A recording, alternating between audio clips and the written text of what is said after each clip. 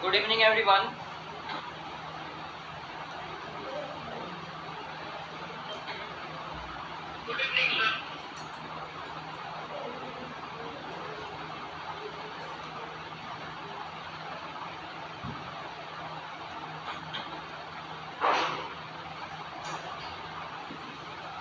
आप लोगों ने रिवाइज कर लिया जहां तक बताया गया वहां तक?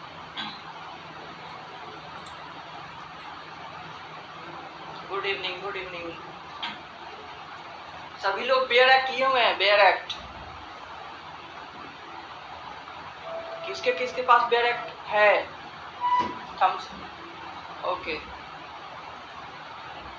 Good evening. चलिए आप लोग बेयर एक्ट निकालिए। हम लोग पहले सेक्शन 1 डिस्कस करते हैं। सेक्शन और टॉपिक्स दोनों लेके चलने हैं साथ में। कोई बात नहीं सारिका सेन जी, आप खरीद लीजिए नई वाली बेयर एक्ट, खरीद लीजिए तीनों क्रिमिनल लॉज की। तब तक आप पीडीएफ खोल लीजिए। जिसके पास भी बेयर एक्ट ना हो वो खरीद ले, क्योंकि बेयर एक्ट तो हमेशा काम आने वाला है। कल के सेशन से रिगार्डिंग किसी का कोई क्वेश्चन है तो पूछिए। Definition of crime, stages of crime में किसी को कोई डाउट? आप सभी को क्वेश्चन मिला, उस क्वेश्चन का आंसर देना है आप लोगों को परसों तक, ठीक है? और 20 मिनट्स टाइम का मतलब जब भी आप स्टार्ट करेंगे बैठेंगे लिखना, आप अपने हिसाब से जब मन करे उसका आंसर लिख सकते हैं, लेकिन टाइम देख ले कि 20 मिनट्स में आप पूरा कर ले। 20 मिनट्स भी थोड़ी ज़्यादा टाइम है, लेकिन अब पहली बार अभी दिया हूँ। अभी इसमें मैं देखना चाहता हूँ कि आप लोग लिखते कैसे हैं।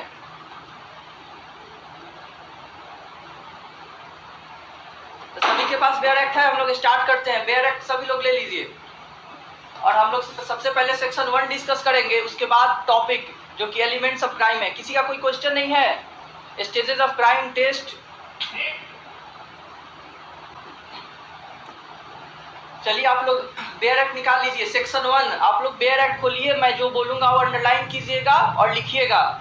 सेक्शन 1 पहले निकालिए। सेक्शन 1 बीएनएस का सभी लोग निकाल लिए? जिनके पास बेयर एक्ट नहीं है वो पीडीएफ खोलिए, पीडीएफ। ओके, और पढ़ना शुरू कीजिए साथ में। सबसे पहले सेक्शन 1 है बीएनएस का, वो short title commencement and application का बात कर रहा है। उसमें सिंपली बस ये लिखा हुआ है, दिस एक्ट में बी कॉल्ड भारतीय न्याय संहिता 2023। तो इसका नाम क्या है इस एक्ट का? द भारतीय न्याय संहिता 2023।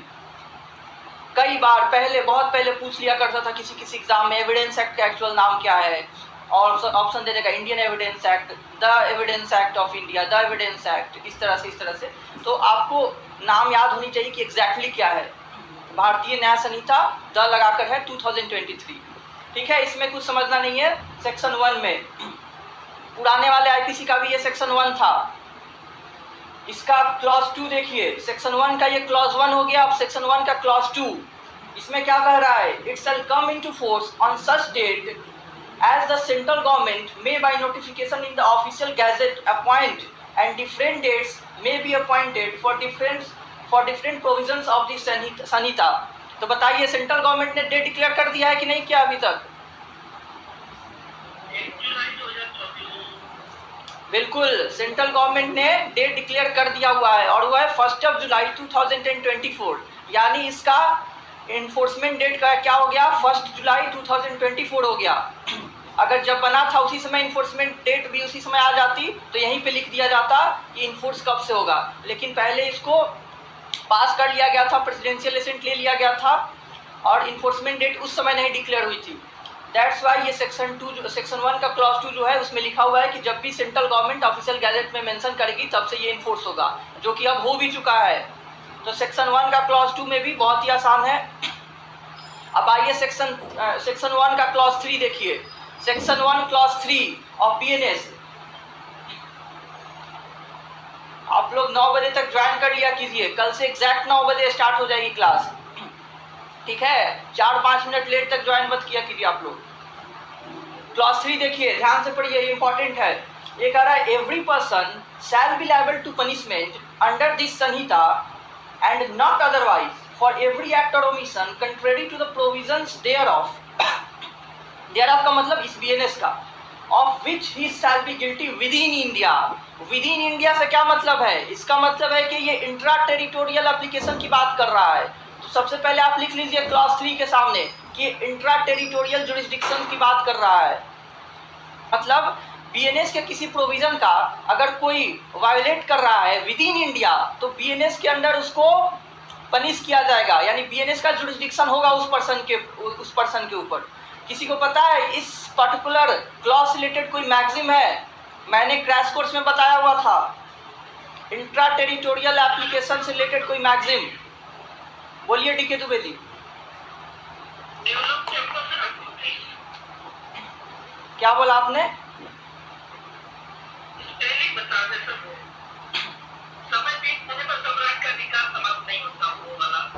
लिख दीजिए आप, चैट कमेंट में लिखिए आप। आइए मैं बोर्ड पे भी लिख देता हूं। ये विजिबल है? ये आप लोग को बोर्ड विजिबल है कि नहीं? आप लोग पहले बताएं। Okay okay.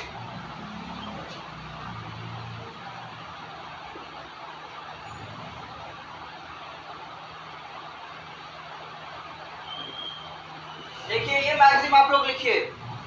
कोई अभी भी ज्वाइन हो रहा है।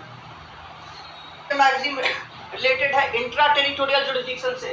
क्रिमेन ट्रेहिट पर्सोनम, किसी को इसका मतलब पता है क्रिमेन ट्रेहिट पर्सोनम का? कोई भी? मुस्कान जी आप बताइए। बिल्कुल आयुषी जी, उन्होंने बिल्कुल सही बताया। देखिए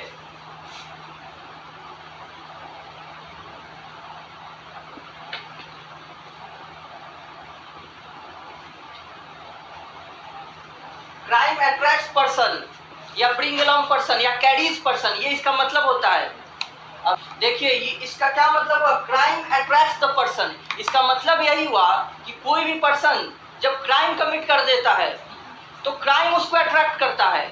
यानी कि अगर इंडियन जुरिस्डिक्शन में कोई क्राइम कमिट कर लिया तो जो इंडियन लॉ है उसको अट्रैक्ट करेगा और उसको बुला करके पनिश करेगा, चाहे वो कहीं भी चला जाए। इंडियन जुरिस्डिक्शन में कोई भी क्राइम करेगा, चाहे वो इंडियन पर्सन हो या कोई बाहर का पर्सन हो, उसको इंडियन लॉ द्वारा पनिश किया जाएगा। और यहाँ पे हम बीएनएस की बात कर रहे हैं तो बीएनएस द्वारा वो पनिशेबल होगा अगर वो इंट्रा टेरिटोरियल लिमिट्स में क्राइम कमिट किया जा रहा है, क्योंकि crime attracts the person. Crime कोई करके उससे मुक्त नहीं हो सकता है, उसको वो अट्रैक्ट करेगा। स्टेट जो है और लॉ जो है उसका पीछा करती है, उसको पनिश करती है अगर कोई भी क्राइम कमिट कर दिया है जुरिस्डिक्शन के अंडर में। तो ये सेक्शन 1 का क्लॉज 3। और अच्छा आईपीसी में ये कौन सा सेक्शन था? आईपीसी में ये कौन सा सेक्शन था, किसी को पता है? कौन सा सेक्शन? सेक्शन 2। ओके बिल्कुल सेक्शन 2, बिल्कुल हर्षिता जी। सेक्शन 2 जो था वो इंट्रा टेरिटोरियल जुरिस्डिक्शन से बात कर रहा था। अच्छा ये बताएं आप, अगर कोई मैरीटाइम एरिया में जो समुद्री एरिया होता है वहां क्राइम करती है, वहां पे जुरिस्डिक्शन कितने नॉटिकल माइल्स तक एक्सटेंड करता है, किसको पता है? बिल्कुल बिल्कुल आप सभी ने सही लिखा। मुक्ता जी 12 किलोमीटर नहीं 12 नॉटिकल माइल्स। आसिफ रजा जी 18 लिख रहे हैं। बिल्कुल टेरिटोरियल वाटर्स में। ऋचा जी, मुक्ता जी, कल्पना वाइस जी, हर्षिता जी, रोहित मिश्रा जी, ये सभी लोग सही बोले। आयुषी मिश्रा जी बिल्कुल, जिनको भी नहीं पता है वो लिख ले। 12 नॉटिकल माइल्स टेरिटोरियल वाटर में, वहां तक इंट्रा टेरिटोरियल जुरिस्डिक्शन होता है, वहां तक माना जाता है कि हमारे जुरिस्डिक्शन में क्राइम हुआ है। और बिल्कुल आसिफ रजा जी उसको करेक्ट कर लीजिए। चलिए अब अगले क्लॉज पर हम आते हैं। सबको समझ में आ गया ये क्लॉज इंट्रा टेरिटोरियल जुरिस्डिक्शन से रिलेटेड? बिल्कुल। Clause 3 deals with intra territorial jurisdiction, crimen trahit personam. चलिए हम क्लॉज 4 पे आते हैं।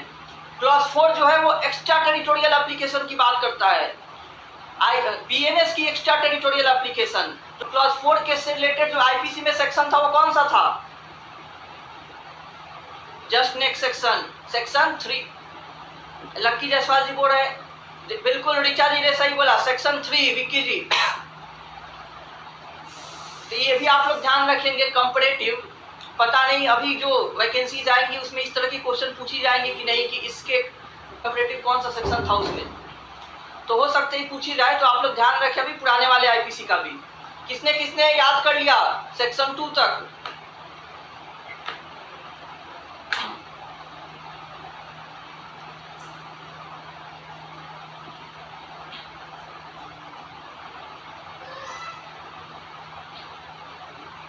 आठ 9 लोगों ने थम्स अप किया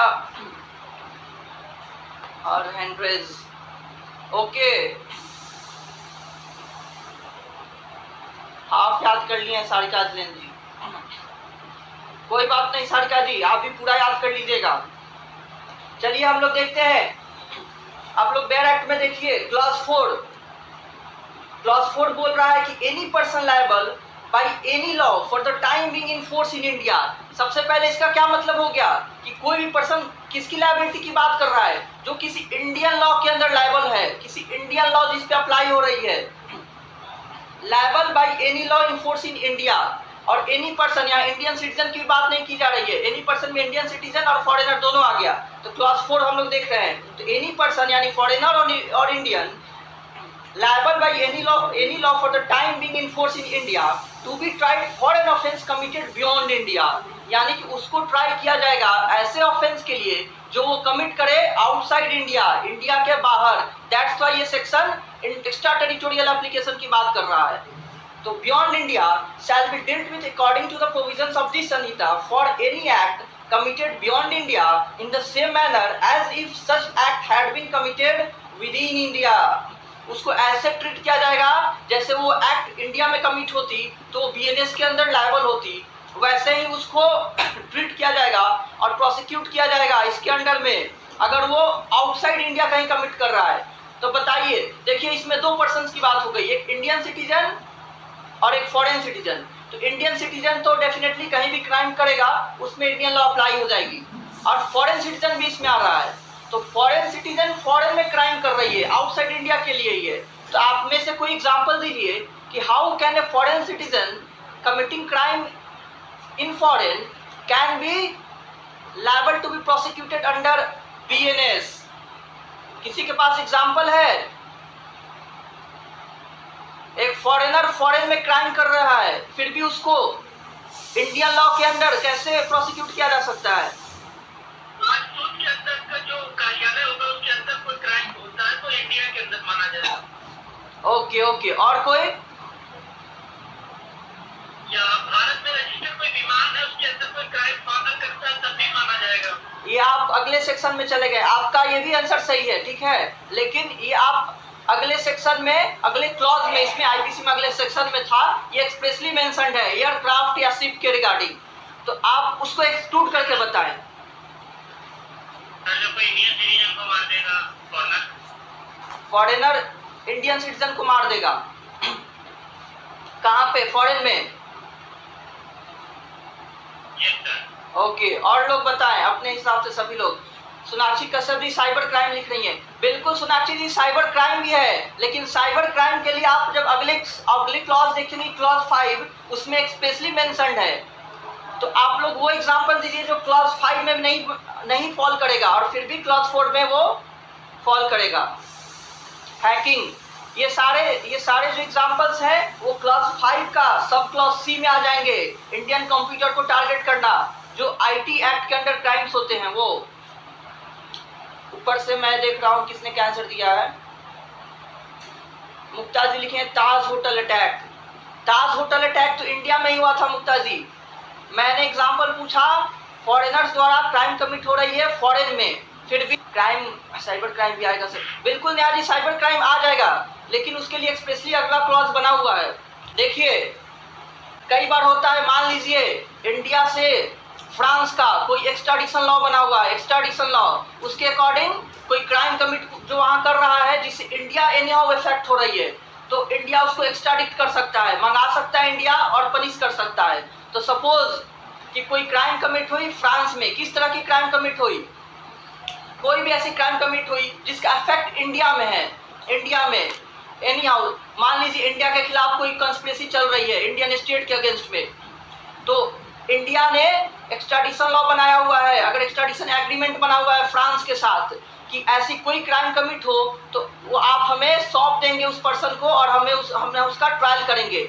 और यही एग्जांपल है, आप बेयर एक्ट फिर से देखिए, बेयर एक्ट में लिखा हुआ है any person liable by any law for the time being force in India. Any law, यहाँ पे बीएनएस बस नहीं लिखा हुआ है, लिखा हुआ है किसी भी इंडियन लॉ के द्वारा अगर वो लायबल हो रहा है, जैसे कि एक्स्ट्राडिशन लॉ के अंडर में, जैसे कि मनी लॉन्ड्रिंग एक्ट के अंडर में, जैसे कि प्रिवेंटिव डिटेंशन लॉज के अंडर में, तो अगर हो रहा है देन उसने क्राइम कमिट किया और फ्रांस क्या करेगी, क्योंकि एक्स्ट्राडिशन लॉ को फॉलो करेगी तो उसे इंडिया को सौंप देगी और फिर इंडिया उसको प्रोसिक्यूट करेगा, पनिश करेगा। मान लीजिए उसने फ्रॉड कमिट किया था वहां पे और इंडिया को सौंप दिया, तो इंडिया फ्रॉड के लिए उसको प्रोसिक्यूट करेगी, फ्रॉड के लिए उसे आईपीसी यानी बीएनएस के अकॉर्डिंग प्रोसिक्यूट किया जाएगा।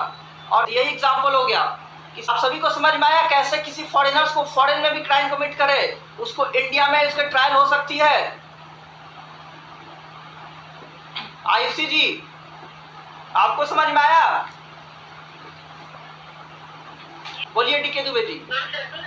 जैसे कनाडा में खालिस्तान की मांग जो कर रहे हैं उसके लिए फंडिंग इकट्ठा कर रहे हैं, अगर वो स्टेट मतलब उस राज्य देश के साथ इंडिया अगर संधि करता है तभी कर पाएगा, अगर वो यहाँ आते हैं तभी तो कर सकते हैं।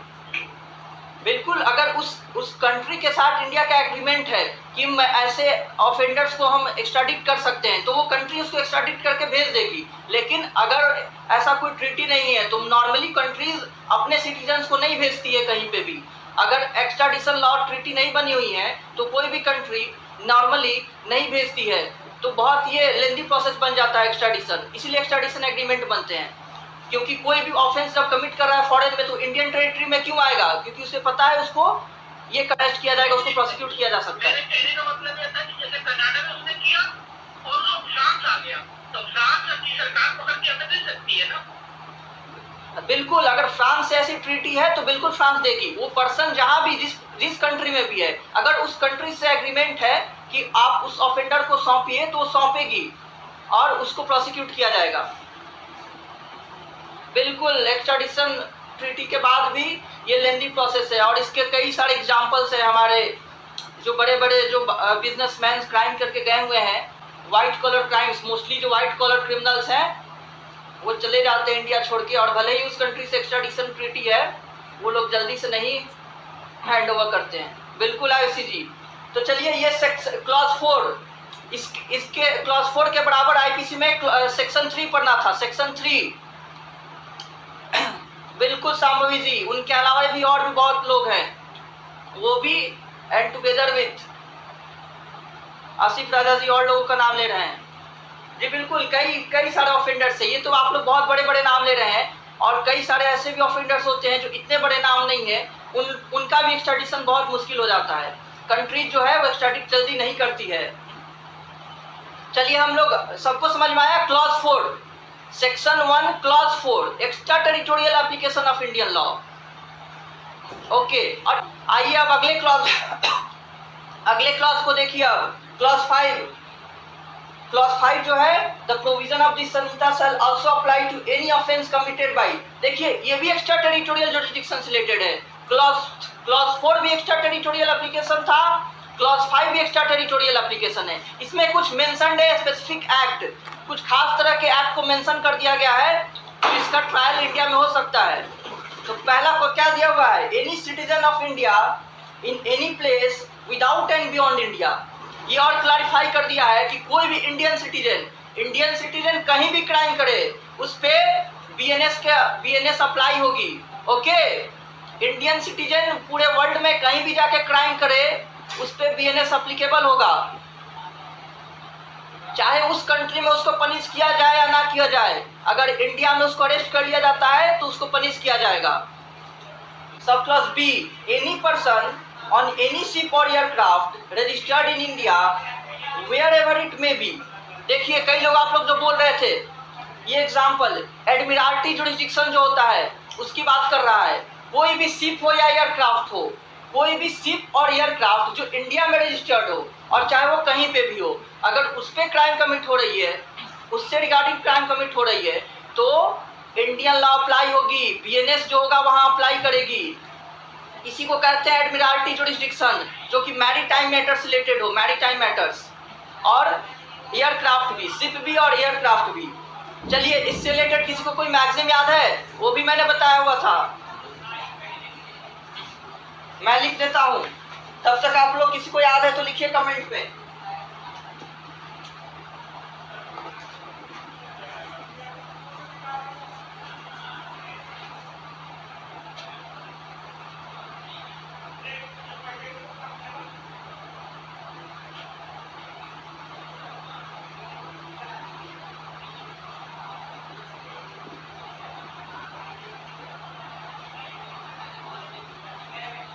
कॉमनिस होस्टिस ओमनियम दिख रहा है आप लोग को? कॉमनिस होस्टिस ओमनियम, COMMUNIS, कॉमनिस होस्टिस ओमनियम। चलिए जल्दी से कोई इसका मतलब बताए, कोई इसका मतलब जानता है? अंकुर, ओके, किसने बताया? आयुषी जी ने। ओके, बहुत बढ़िया। कोई और कुछ बताना चाहेगा? देखिए, आयुषी जी ने जो बताया वो बिल्कुल सही है। इसका मतलब कॉमनिस होस्टिस ओमनियम, ये जो है इसका मतलब क्या होता है? कॉमन इनेमीज ऑफ ऑल या फॉर ऑल। ऐसी एक्ट या ऐसे लोग जो सबके दुश्मन होते हैं, चाहे वो क्राइम कहीं भी कमिट हो, वो सबके दुश्मन है। ऐसी एक्ट जो होते हैं वो सबके अगेंस्ट मानी जाती है और सभी को पनिश करनी चाहिए। तो कौन सी एक्ट उसमें आ जाएगी? यही शिप और एयरक्राफ्ट पे। रोहित मिश्रा जी, टेररिज्म आपने तो सही लिखा है, लेकिन अभी तक इस पे कंसेंसस बन नहीं पाया है वर्ल्ड लेवल पे। एक कंट्री के लिए जो टेररिज्म है वो दूसरे कंट्री के लिए पैट्रियोटिज्म बन जाती है। तो टेररिज्म पे कंसेंसस बन नहीं पाया है, ठीक है? बिल्कुल। और इसीलिए टेररिज्म जहाँ जहाँ होती है, जिस कंट्री में ऐसी एक्ट हो चुकी है, टेररिस्ट एक्टिविटीज, वही कंट्री सीरियस होती है। जब तक यूएसए में टेररिस्ट अटैक नहीं हुआ था, यूएसए मानती ही नहीं थी कि ऐसा कुछ चल रहा है दुनिया में, और इसको सीरियसली बिल्कुल नहीं लेती थी। लेकिन 9/11 के बाद से यूएसए ने टेररिज्म को सीरियसली लेना शुरू किया था। तो इसीलिए टेररिज्म का कोई डेफिनेशन अभी तक बन नहीं पाया है, और जो भी बना हुआ है डेफिनेशन, जो भी पढ़ी जाती है, वो इनफ नहीं है। लेकिन ये जो लिखा हुआ है यहाँ पे शिप पे और एयरक्राफ्ट पे, एयरक्राफ्ट कहीं भी दुनिया में अगर वो क्राइम कमिट हो रही है उस पर, तो मानी जाती है कि ये सबके अगेंस्ट में, ये सबके दुश्मन है। वो जो भी परपिट्रेटर्स हैं वो सबके दुश्मन है। शिप कहीं भी हो, क्राइम कमिट हो रही है तो वो सबके दुश्मन है। इसीलिए आप लोग लिख लीजिए क्लास 5 के सब क्लास बी के पास ये वाली मैगजीन लिख लीजिए, ये वाली मैगजीन, कॉमनिस होस्टिस ओमनियम, जिसका मतलब है कॉमन इनेमीज फॉर ऑल। इसका मतलब सभी को समझ में आ गया? थम्स अप कीजिए। प्री में आ जाएगा कि ये मैगजीन जो है किस क्लॉज से रिलेटेड है, किस सेक्शन, किस क्लॉज, या ये आ जाएगा कि ये शिप एयरक्राफ्ट से रिलेटेड, वहां पे कोई क्राइम होती है वो सबके अगेंस्ट में इमेज माने जाते हैं, उससे रिलेटेड कौन सा मैगजीन है। तो बेयर एक्ट से रिलेटेड ऐसे ही क्वेश्चन पूछ लिए जाते हैं। और क्वेश्चन आएगा एडमिरल्टी जुरिस्डिक्शन से रिलेटेड कौन सा क्लॉज है, कौन सा सेक्शन है, तो भी आप यही लिखेंगे section 1 clause 5 sub clause B relates to admiralty jurisdiction. सभी को तो पता है ना, एडमिरल्टी जुरिस्डिक्शन जो भी मैरीटाइम मैटर्स है वो कवर होते हैं उसमें। हो गया यहाँ तक आप लोग का? थम्स अप कीजिए अगर हो गया तो फिर हम लोग आगे बढ़े। ओके, तो क्लॉज 1 हो गया, क्लॉज 2 हो गया, क्लॉज 3 हो गया। क्लॉज 3 में था इंट्रा टेरिटोरियल एप्लीकेशन, क्लॉज 4 में हुआ एक्स्ट्रा टेरिटोरियल, उसमें और बाकी है उसका सब क्लॉज सी। देखिए सब क्लॉज सी जो कई लोग बोल रहे थे, लिखा हुआ है any person in any place without and beyond India committing offence targeting a computer resource located in India. यह वेल सेटल्ड लॉ है, आईटी एक्ट बहुत डेवलप्ड हो चुका है। कंप्यूटर रिसोर्स जो कि इंडिया में हो उसको टारगेट किया जाए कहीं से भी, चाहे अमेरिकन परपिट्रेटर इंडियन कंप्यूटर को टारगेट करे तो भी वो वहां पे बीएनएस अप्लाई हो जाएगा, उस पर्सन की लायबिलिटी बनेगी अंडर इंडियन लॉज। तो बस इसमें इतना ही देखना है कि कंप्यूटर इंडियन होनी चाहिए, ठीक है? आईटी एक्ट का क्या ईयर है? Information technology act was passed in which year? जल्दी से कोई बताए। बिल्कुल पूजा कश्यप जी, बहुत बढ़िया। IT act was passed in 2000। तो आईपीसी भी हमारा और अब बीएनएस भी रिकॉग्नाइज करता है साइबर क्राइम्स को। तो इसमें एक्स्ट्रा टेरिटोरियल एप्लीकेशन को रिकॉग्नाइज किया गया है। कहीं से भी इंडियन कंप्यूटर को टारगेट किया जाएगा, वो इंडियन लॉ का जुरिडिक्शन में आ जाएगा, बीएनएस के जुरिडिक्शन में आ जाएगा। ओके, तो इसका 3 सब क्लॉज थे, ए बी सी। पहला नॉर्मल इंडियन सिटीजन की बात कर रहा था, बियॉन्ड इंडिया कमिट करे। दूसरा था एडमिरल्टी जुरिडिक्शन का, शिप या एयरक्राफ्ट, जिसके रिगार्डिंग आपने मैगजीन पढ़ा। और सी जो है वो कंप्यूटर रिसोर्स जो टारगेट किया जा रहा है इंडिया में। चलिए इसका एक एक्सप्लेनेशन भी लिखा हुआ है, वो देखिए। In this section the word offence includes every act committed outside India which if committed in India would be punishable under this Anita। बहुत ही सिंपल है, ऑफेंस का मतलब समझाया हुआ है। ऑफेंस का मतलब क्या है, वर्ड ऑफेंस यूज हुआ है इस सेक्शन में, उसका मतलब वही है कि कोई भी एक्ट अगर वो इंडिया में कमिट होता वो ऑफेंस माना जाता। तो यहाँ ऑफेंस का मतलब वही है, चाहे इंडिया से बाहर कमिट हुआ हो, अगर वो इंडिया में होता तो ऑफेंस होता, तो वहां भी हुआ है तो भी वो ऑफेंस ही माना जाएगा। ठीक है, समझ में आया आप लोग को? जो भी इंडियन टेरिटरी में ऑफेंस है, रिकॉग्नाइज्ड ऑफेंस है, वो बाहर भी हो रहा है तो उसको ऑफेंस माना जा रहा है। चलिए इसका इलस्ट्रेशन दिया हुआ है। Illustration, A who is a citizen of India commits a murder in any place without and beyond India, he can be tried and convicted of murder in any place in India in which he may be found. देखिए, एक Indian citizen है, वो murder commit करता है कहाँ पे, France में, Turkey में, जर्मनी में, कहीं पे भी, ही कैन बी ट्राइड, उसको ट्राई किया जा सकता है और कन्विक्ट किया जा सकता है बीएनएस के अंडर में। बीएनएस के अंडर उसको ट्राइड और कन्विक्ट दोनों किया जा सकता है। क्यों? क्योंकि वो इंडियन सिटीजन है। तो अगला हम देखते हैं क्लॉज 6। देखिए क्लॉज 6 से रिलेटेड जो प्रोविजन थी आईपीसी में, वो कौन सा था? सेक्शन 5। हम लोग आईपीसी के अकॉर्डिंग 5 सेक्शन डिस्कस कर लिए। आईपीसी के अकॉर्डिंग हम लोग 5वां सेक्शन अब डिस्कस करने जा रहे हैं, लेकिन बीएनएस के अकॉर्डिंग अभी पहला हो रहा है, पहला का ही 5वां क्लॉज, 6ठा क्लॉज अब। ठीक है, तो क्लॉज 6 जो है वो सेक्शन 5 था आईपीसी का। तो देखिए क्या लिखा हुआ है, nothing in this Sanhita shall affect the provisions of any act for punishing mutiny and desertion of officers, soldiers, sailors or airmen in the service of the government of India or the provision of any special or local law। देखिए ये बता रहा है कोई अगर special law और local law हो, किसको गवर्न करने के लिए? म्यूटिनी को, डिजर्शन को, किसका? किसी ऑफिसर्स का, सेलर्स का, एयरमैन का। तब कौन लॉ अप्लाई होगा? बीएनएस अप्लाई होगा या वो स्पेशल लोकल लॉ अप्लाई होगा? बताइए, सभी लोग बताएं।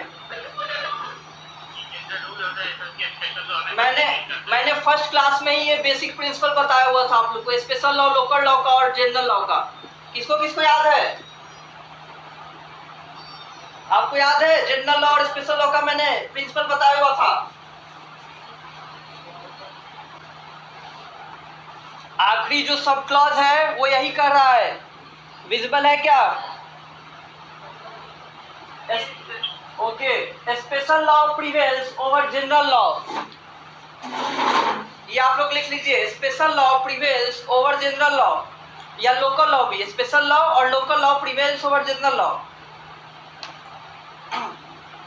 तो यहाँ पे यही कर रहा है। फिर से आप सेक्शन देखिए, बोल रहा है अगर कोई स्पेशल लॉ या लोकल लॉ है किसके रिगार्डिंग, गवर्न करने के लिए म्यूटिनी, डिजर्शन। जो म्यूटिनी का क्या मतलब होता है?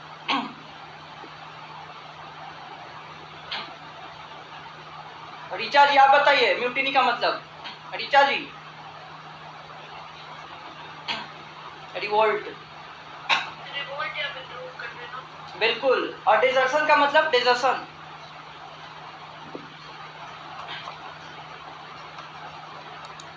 छोड़ देना होता है शायद। इसका मतलब ये हुआ कि जो स्टेट कोई एक्ट चल रहा है लोकल लॉ का, अगर वो चल रहा है तो इस पे प्रिवेल करेगा। आप डिजर्शन का मतलब बताइए, डिजर्शन का मतलब?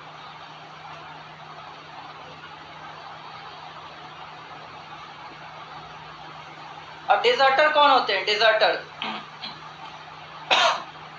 बीएनएस में बहुत जगह मिलेगा ये वर्ड। बिल्कुल, जो भाग रहे होते हैं, आर्मी से डिजर्टर की अगर बात की जाए तो जो भाग रहे होते हैं, कई बार आप लोगों ने सुना होगा टर्म भगोड़ा। पुराने वाले आईपीसी में एक सेक्शन था हार्बरिंग डेजर्टर करके, हार्बरिंग डेजर्टर बहुत बार पूछा गया है, इतने बार पूछा गया है इतने एग्जाम्स में, किसी को याद है उसका सेक्शन? हार्बरिंग डेजर्टर।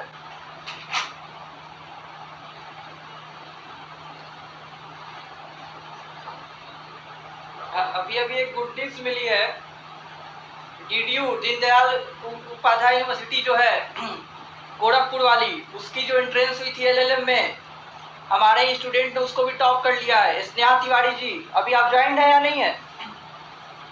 उनको ओवरऑल रैंक 2 आया हुआ है और रैंक 1 है, कैटेगरी रैंक 1 है, ओवरऑल रैंक 2 आया हुआ है। स्नेहा तिवारी जी में भी अभी ज्वाइंट नहीं है। ओके, उन्होंने डीडीयू की एंट्रेंस को टॉप कर लिया है, उसमें बहुत कम सीट होती, उन्होंने बताया हुआ था कि ऑलमोस्ट 7-8 सीट्स थे जनरल कैटेगरी के। उनको बहुत बहुत बधाई। बिल्कुल ऐसे ही आप लोग पढ़ते रहिए बढ़िया से, और जो भी एग्जाम्स आया कि उसमें बहुत अच्छा परफॉर्म कीजिए। लक्की जायसवाल जी ने लिखा है, सॉरी सर 136 है, 136। बिल्कुल, कई लोगों ने 136 आंसर दिया हुआ है हार्बरिंग डेजर्टर का, जो बिल्कुल सही है। क्लॉज 6 में लिखा हुआ है म्यूटिनी या डेजर्सन कोई कर रहा है कोई ऑफिसर, चाहे वो सोल्जर हो, सेलर हो, एयरमैन हो, जो कि गवर्नमेंट ऑफ इंडिया के सर्विस में हो, और उसके रिगार्डिंग कोई स्पेशल लॉ बना हुआ है, गवर्नमेंट ऑफ इंडिया ने स्पेशल लॉ बनाती है कि नहीं? अपने फोर्सेस को गवर्न करने के लिए गवर्नमेंट स्पेशल लॉज बनाती है कि नहीं, और स्पेशल कोर्ट बनाती है कि नहीं? तो आप लोग ये हमेशा याद रखिएगा, जनरल लॉ और स्पेशल लॉ के रिगार्डिंग कभी भी जनरल लॉ के ऊपर प्रिवेल करेगा कौन? स्पेशल लॉ और लोकल लॉ। और इसका रीजन मैंने बताया हुआ था फर्स्ट क्लास में। क्यों? क्योंकि स्पेशल लॉज बनाई जाती है किसी स्पेशल एक्ट्स को गवर्न करने के लिए, और जो जनरल लॉज होते हैं वो जनरल नेचर के होते हैं, उसमें सब कुछ गवर्न होता है। ठीक है, तो स्पेशल लॉ जो होती है उसको प्रिवेल कराया जाता है, क्योंकि उसको किसी एक चीज पे फोकस किए हुए हैं, तो जाहिर सी बात है वो लॉ बनाया गया है with some purpose to serve some particular purpose. अब वही पर्पज डिफीट हो जाएगी अगर उस पर जनरल लॉ अप्लाई कर दिया जाएगा। इसीलिए हमेशा स्पेशल लॉ का ओवर राइडिंग इफेक्ट होता है, किस पे? जनरल लॉ पे, और लोकल लॉ का भी। चलिए, ये क्लॉज 6 भी आपको समझ में आ गया, स्पेशल लॉ प्रिवेल करेगी ओवर बीएनएस। सारे क्लॉजेस समझ में आ गए आप लोग के? सेक्शन 1 के हम लोग आईपीसी के अकॉर्डिंग सेक्शन 5 तक पढ़ लिए, और बीएनएस का अभी बस सेक्शन 1, और सेक्शन 2 में डेफिनिशंस है जो हम लोग कल पढ़ेंगे। डेफिनिशंस कल मतलब अगली क्लास।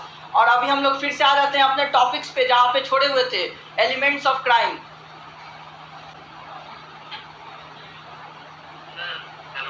जी जी बोलिए।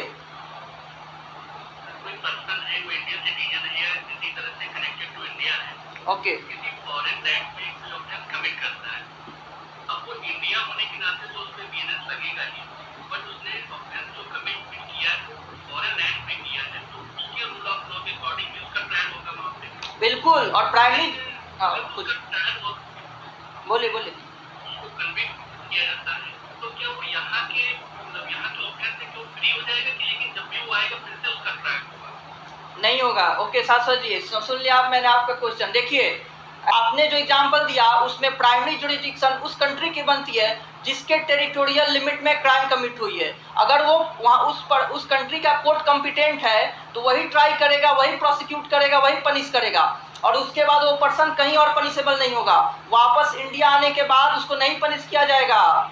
यहाँ पे भी जो आर्टिकल 20 का क्लॉज 2 है, no person can be prosecuted and punished for the twice for the same offence, वो एप्लीकेबल हो जाएगा।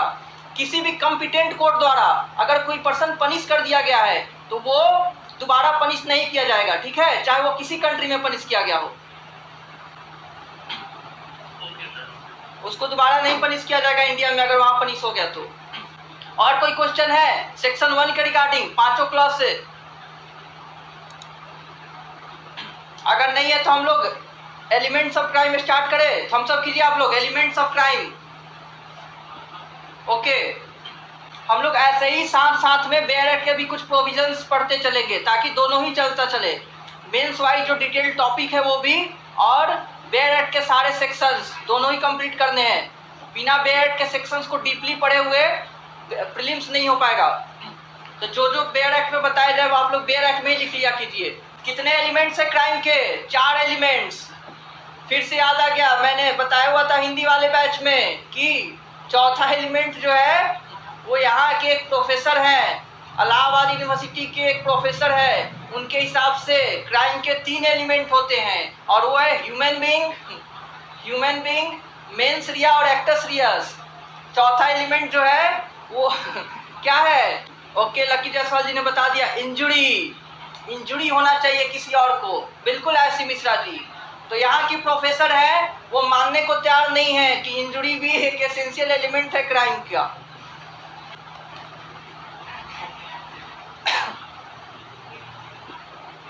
ओके, तो आप लोग भी, अगर आप लोग को इंजुरी में बताने वाला हूँ और आप लोग भी तैयार रहिए। जो लोग भी आ रहे हैं इस यूनिवर्सिटी में, एक आध नंबर आपको दान देने होंगे। सर हमें लग रहा है इसीलिए हमारा आईपीसी में नंबर कम दे दिए हैं। ओके, लग रहा है उन्हीं के पास हो गया था। जबकि एक्चुअली में injury is essential and it is important for every crime. किसी के पास कोई एग्जाम्पल है कोई क्राइम का जिसमें कोई इंजुरी नहीं हो सकती है? तो दे आप लोगों में से। देखिए, कोई ऐसा क्राइम नहीं है जिसमें इंजुरी ना हुआ हो। इंजुरी का डेफिनेशन में भी लिखा हुआ है, बस इंजुरी बॉडी की इंजुरी तो होती नहीं है, रेपुटेशन की इंजुरी हो, मेंटल इंजुरी हो, ओके, फिजिकल इंजुरी हो या प्रॉपर्टी की इंजुरी हो, सारे इंजुरीज इनकॉर्पोरेट किए गए हैं। तो चलिए, पहला एलिमेंट कौन सा है? ह्यूमन बीइंग है, ठीक है। पहला एलिमेंट ह्यूमन बीइंग है। ह्यूमन बीइंग का होना बहुत जरूरी है क्राइम कमिट होने के लिए क्योंकि कोई ह्यूमन बीइंग क्राइम कमिट करेगा तो उसी को पनिश किया जाएगा ना। एक ह्यूमन बीइंग ही कैपेबल है ऑफ बीइंग पनिश्ड। सारी की सारी पनिशमेंट जो है, जो आईपीसी के अंडर और बीएनएस के अंडर हो सकती है, वो ह्यूमन बीइंग को इम्पोज किए जा सकते हैं और अदर बीइंग्स को नहीं। फॉर एग्जाम्पल, जैसे कि कॉर्पोरेट जो होते हैं, कॉर्पोरेट कंपनी जो होते हैं वो लीगल पर्सन तो होते हैं, नेचुरल पर्सन नहीं है बट लीगल पर्सन है, लेकिन उन पे सारे तरह के पनिशमेंट नहीं इम्पोज किए जा सकते हैं। उन पे फाइन लगाया जा सकता है लेकिन फिजिकली पनिश नहीं किया जा सकता। जेल में डाला जा सकता है क्या कंपनीज को? उस केस में भी किसको डाला जाता है? जो कंपनी का जो डायरेक्टर्स होते हैं, जो मैनेज कर रहे होते हैं affairs of the company, whoever is managing the affairs of the company, उन पे आती है क्रिमिनल लायबिलिटी, उनको जेल में डाला जाता है। और एनिमल्स भी किसी को भी मार सकते हैं और आए दिन सुनने को भी मिलता है, कोई बैल है किसी को मार दिया, डॉग ने किसी को काट लिया, बच्चे को काट देता है डॉग, बच्चे की डेथ हो जाती है। लेकिन क्या डॉग पे चार्जेस लग सकते हैं? क्या नहीं लग सकते हैं, क्योंकि डॉग जो है वो कैपेबल नहीं है पनिशमेंट के लिए। हमारे बीएनएस के अंदर जो पनिशमेंट्स दिए गए हैं वो डॉग पे नहीं इम्पोज हो सकती है। दैट्स वाई ह्यूमन बीइंग को रखा गया है as an essential element of crime. और रीजन क्या है? क्योंकि human being is only capable of being punished under the BNS. Is it clear to everyone that why only human beings is an essential element of crime and not others? Okay, तो ये पहली element थी human being जो एकदम simple है। हम अगले element पे आते हैं जो कि सबसे इंपॉर्टेंट है, mains Riya, that is guilty mind. हम लोगों ने इसको ऑलरेडी स्टेजेस पढ़ते समय इंटेंशंस की बहुत सारी बातें डिस्कस कर ली है। जल्दी से कोई मैक्सिम बता दे मेंस रिया का। कोई ऐसा है जिसको मैक्सिम याद नहीं है? आवाज नहीं आ रही है। Am I audible? DK Dubey ji बताइए। Okay, and am I visible? Okay, चलिए हम लोग कंटिन्यू करते हैं। Guilty mind, actus non facit reum nisi mens sit rea, सभी को पता है ना ये maxim? Actus non facit reum nisi mens sit rea, ये ऐसा मैक्सिम है जो हर जगह अप्लाई होती है। बिल्कुल आर्यन चौरसिया जी। ओ, आपने गलत बोल दिया, आपने किसी और मैगजीन का मतलब बता दिया। डीके दुबे जी,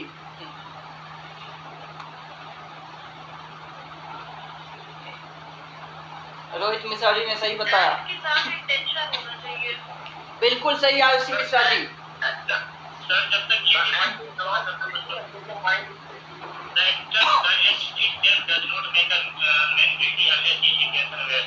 बिल्कुल, बहुत बढ़िया, बहुत बढ़िया।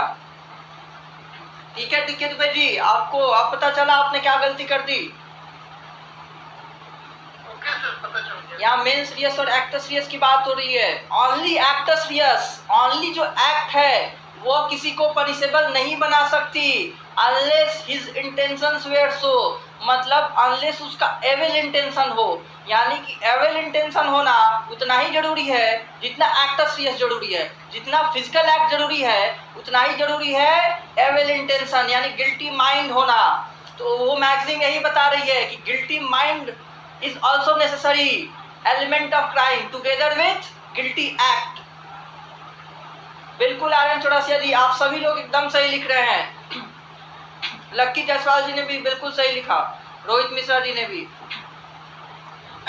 तो ये इतना ही सिंपल मैगजीम है और ये बताती है किसकी, मेंस रिया की इंपॉर्टेंस को बताती है, एविल इंटेंशन की इंपॉर्टेंस की बताती है कि एविल इंटेंशन जो है वो बस एक मेंटल एलिमेंट है, लेकिन उसका इंपॉर्टेंस बहुत ज़्यादा है क्रिमिनल लायबिलिटी के लिए। एक क्रिमिनल लायबिलिटी बिना एविल इंटेंशन की हो ही नहीं सकती। कोई इंसान जब मेंटल एलिमेंट रहता है उसी के फर्दरेंस में फिजिकल एक्ट करता है और फिर क्राइम कमिट होती है। अगर डायरेक्ट फिजिकल एक्ट कर दिया गया है विदाउट एनी मींस किया तो एक्ट पनिशेबल नहीं होगी। अभी हम लोग बस जनरल रूल की बात कर रहे हैं, एक्सेप्शन की नहीं। There are exceptions definitely, but general rule की बात चल रही है। तो एज ए जनरल रूल हमें मेंस रिया को बहुत इंपॉर्टेंस देना है। Without guilty mind no one should be punished and no one can be punished. एक और मैगजीम है, वो मैगजीम कोई बताएगा, कोई और मैगजीम मेंस रिया से रिलेटेड जिसका मतलब होता है कि वॉलंटरी एक्ट होनी चाहिए। अच्छा सबसे पहले बताइए, ओके कोई कुछ बोल रहा है?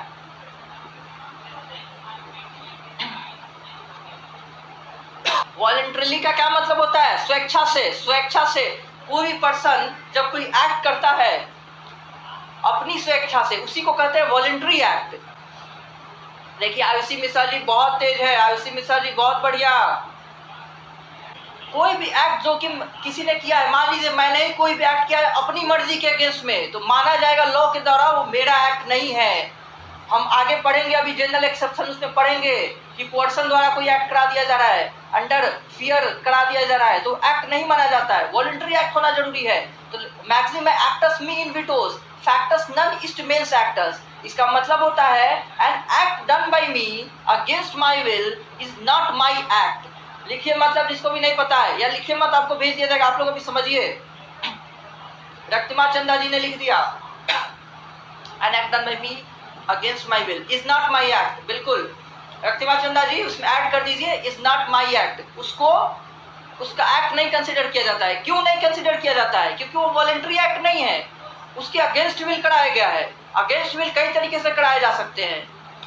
किसी को धमकी दिया गया है कि तुम ये एक्ट करो नहीं तो तुम्हारे फैमिली मेंबर को जान से मार देंगे। तो मान लीजिए अगर उसने कोई क्रिमिनल एक्ट किया है तो क्या उसने फ्री विल में किया है? नहीं, वो एक्ट जो है वो अपने विल के अगेंस्ट किया है। उसका विल जो है वो ऑब्टेन किया गया था by some unfair means. That's why इस मैगजीन का भी इंपॉर्टेंस है मेंस रिया में। क्योंकि आपको समझ में आया दोनों मैगजीन का मतलब? दोनों मैगजीन को लिखने ही है आपको आंसर्स में, इसके बिना आपका आंसर पूरा नहीं होगा। अंकुल जी आपको समझ में आया दोनों मैगजीन?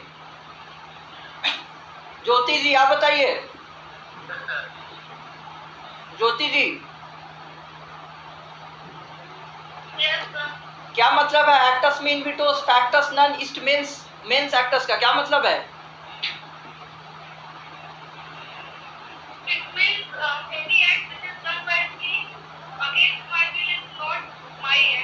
ओके इसका क्या मतलब हुआ? ये तो आपने एग्जैक्ट उसका मतलब बता दिया जो कि बिल्कुल सही है। इसको अब आप और एक्सप्लेन कीजिए। अगर कोई वॉलंटरी एक्ट नहीं है, अगर मैंने कोई एक्ट किया तो वॉलंटरी नहीं, तो मेरा एक्ट नहीं है, भले वो मेरे द्वारा किया गया है। ओके ओके बिल्कुल, अगर मेरे द्वारा किया गया है मेरे विल के अगेंस्ट तो माना जाएगा कि वो वॉलंटरी एक्ट नहीं है। ओके मुस्कान जी ने लिखा है सेकंड रिपीट। आप दूसरी मैगजीन को रिपीट करने की बात कर रही हैं। देखिए दूसरा जो मैगजीन है, पहले आप मैगजीन लिखा हुआ है ऊपर देख सकती है, actus me invito factus non est meus actus. इसका मतलब होता है an act done by me against my will. Act जो डन बाय मी ही है but against my will is not my act. इसका सिंपली मतलब हुआ ऐसा कार्य जो मैंने किया है मेरे इच्छा के विरुद्ध, उसको मेरा कार्य नहीं माना जाएगा। तो मैं अगर कोई ऑफेंस करता हूं और वो वॉलंटरी नहीं होगा, मैंने अपने इच्छा के विरुद्ध जाके किया हूं, जैसे कि जबरदस्ती करवा दिया गया है, तो माना जाएगा वो ऑफेंस मेरे किया हुआ कार्य नहीं है, वो वॉलंटरी नहीं है। ठीक है, ये लक्की जायसवाल जी, वो जनरल एक्सेप्शंस में बहुत सारे हैं। इंटॉक्सिकेटेड अगर इनवॉलंटरी इंटॉक्सिकेशन है, ओके, या अगर थ्रेट देकर कराया जा रहा है, थ्रेट का भी एक्सेप्शन पढ़ना है। एक्ट डन अंडर थ्रेट और compulsion, that is also done against free consent. बिल्कुल मुस्कान गुप्ता जी, बहुत सारे इसके। तो ऐसे एक्ट को माना जाएगा कि वो वॉलंटरी एक्ट नहीं है और उसके लिए लायबिलिटी नहीं अराइज होगी, माना जाएगा मेंस या ओमिट था। तो समझ में आया आपको मुस्कान जी?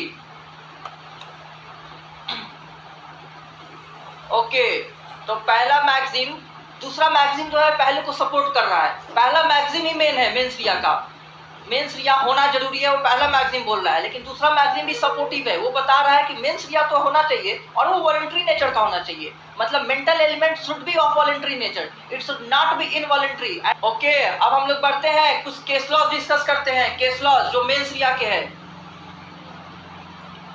इसमें पनिशमेंट नहीं होंगी। श्यामलाल पटेल जी, जब मेंस रिया नहीं होगी तो क्रिमिनल लायबिलिटी नहीं अराइज होगी। As a general rule mens rea नहीं होगी तो क्रिमिनल लायबिलिटी नहीं अराइज होगी। ओके, तो कोई पनिशमेंट नहीं होगी जब क्रिमिनल लायबिलिटी नहीं अराइज होगी। तो जब एलिमेंट ही नहीं पूरी हुई, चारों एलिमेंट होना जरूरी है क्राइम होने के लिए। एक भी एलिमेंट मिसिंग है तो क्राइम पूरा नहीं होगा और पनिशमेंट नहीं होगी। वो हम लोग स्टेजेस में पढ़ रहे थे कि किस पे पनिशेबल है, किस पे नहीं है। एलिमेंट चारों ही उतने एसेंशियल है। श्यामलाल जी, कोई कंफ्यूजन नहीं होनी चाहिए आपको, अब चारों एलिमेंट उतने ही जरूरी है। तो without mens rea no one can be punished. बिल्कुल आयुषी मिश्रा जी, बिल्कुल सही बोला आपने। चलिए कुछ केस लॉज डिस्कस करते हैं मेंस रिया से। पहला case Sherras versus De Rutzen. Okay Shyamlal ji, Sherras versus De Rutzen, किसी को पता है इस केस का फैक्ट्स? ब्रीफली बताएं अगर किसी को पता है तो। प्रीति Pandey ji, Sherras versus De रर्जेन case का फैक्ट पता है? 1895 का ये केस है, 1895, 1895, बहुत पॉपुलर केस है मेंस रिया का। प्रीति Pandey ji, are you there? Okay, मैं पूछ रहा हूँ कि सेरस वर्सेस डी रर्जेन का फैक्ट्स आपको पता है? सेरस,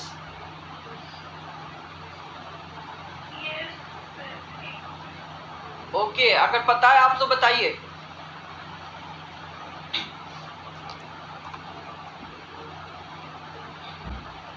शिवांगी जी, आपको पता है इस केस का फैक्ट्स?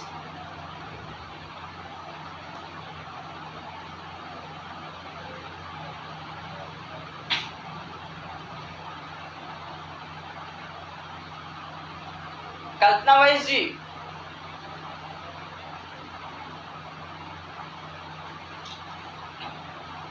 मुक्ता जी, आप बताइए। मुक्ता जी, ओके, कोई बात नहीं, कोई बात नहीं, नेटवर्क इशू है, प्लीज एक बार केस रिपीट कर दीजिए। विक्की जी, Sherras versus De रर्जेन, SHERRA, सेरस, D रर्जेन, RUTZEN, रर्जेन। देखिए इस केस में क्या हुआ था, सेरस जो था, सेरस SHERRAS, वो एक पब का मालिक था। पब, पब्लिक हाउस जो होते हैं, उसका मालिक था और उसके यहाँ जाते हैं एक ऑन ड्यूटी पुलिस ऑफिसर जिनका नाम था रर्जेन, डी रर्जेन, ये नाम है किसके? एक ऑन ड्यूटी पुलिस ऑफिसर थे।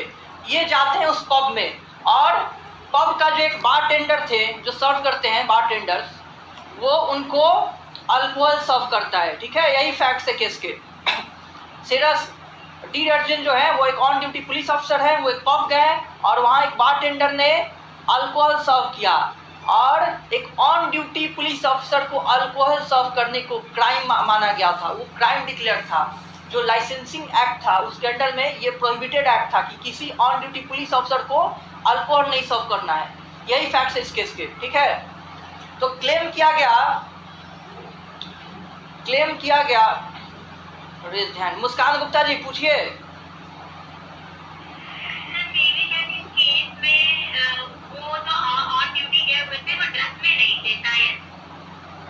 हाँ ओके बिल्कुल। तो क्या हुआ होगा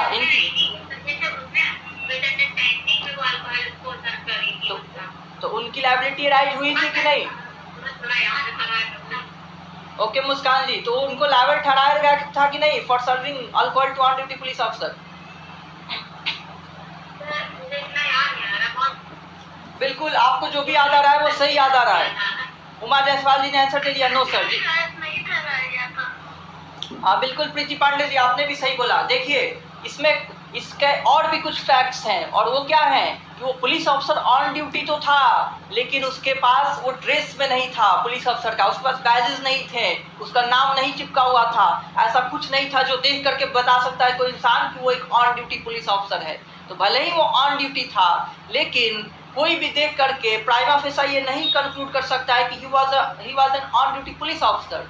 तो कोर्ट ने बोला कि सेरस के पास, मतलब पब वाले के पास मेंस रिया नहीं थी क्राइम कमिट करने की। क्यों नहीं थी? क्योंकि उनको पता ही नहीं था। जो चीज पता ही नहीं है तो वो एविल इंटेंशन कैसे आ सकती है? तो there was no evil intention on the part of the Sherras.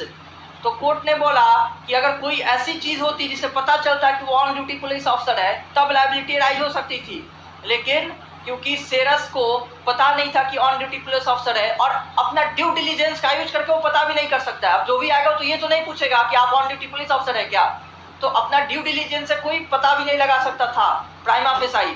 तो that's why he was exempted from criminal liability because of the absence of mens Riya.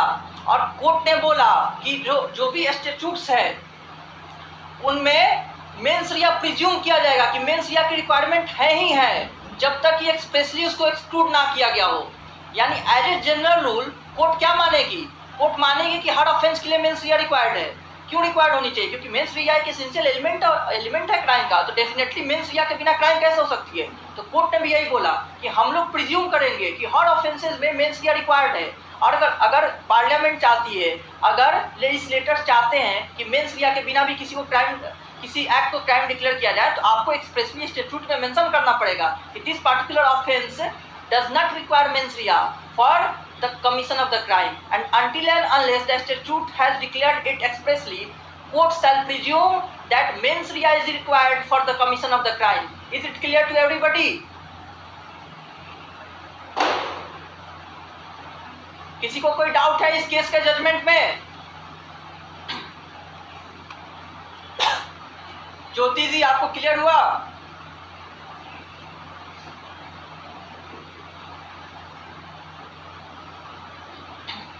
Sambhavi Mishra ji okay. Harshita Dixit ji, Sherras versus जी डर्जन बहुत landmark case है, clear हुआ आपको? रक्तिमा जी आप बताइए इसके facts, judgements and ratio डेसिडेंडाई, मतलब reasons behind the judgement, ये तीनों ही क्लियर होनी चाहिए सारे केसेस के। ओके, अगर क्लियर हो गया तो हम लोग अगले केस पे बढ़ते हैं, जो कि है इस केस को तो सभी को पता होनी चाहिए विद फैक्ट्स। क्या बज रहा है? फिर बॉम्ब गिर रहा है क्या हॉस्टल में?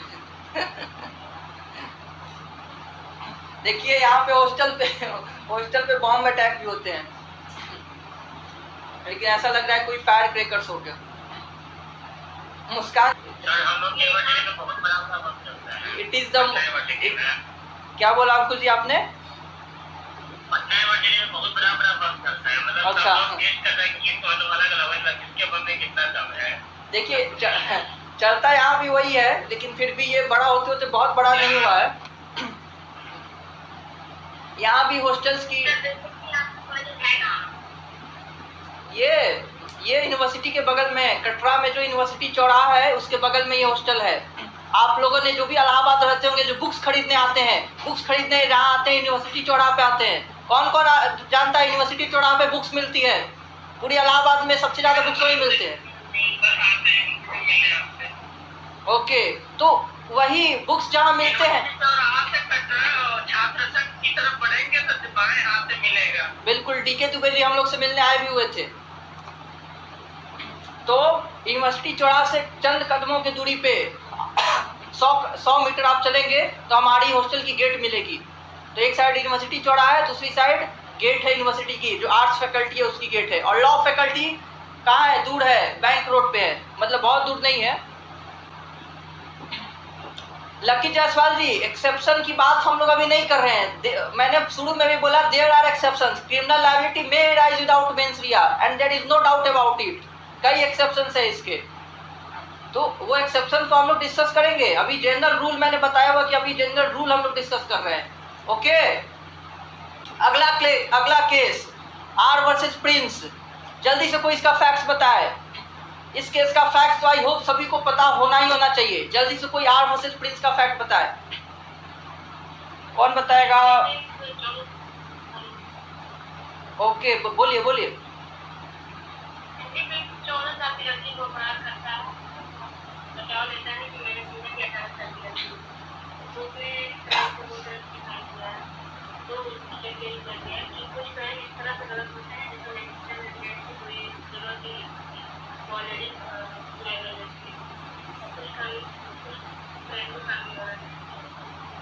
जी बिल्कुल उमा जायसवाल जी, आपने सही बोला।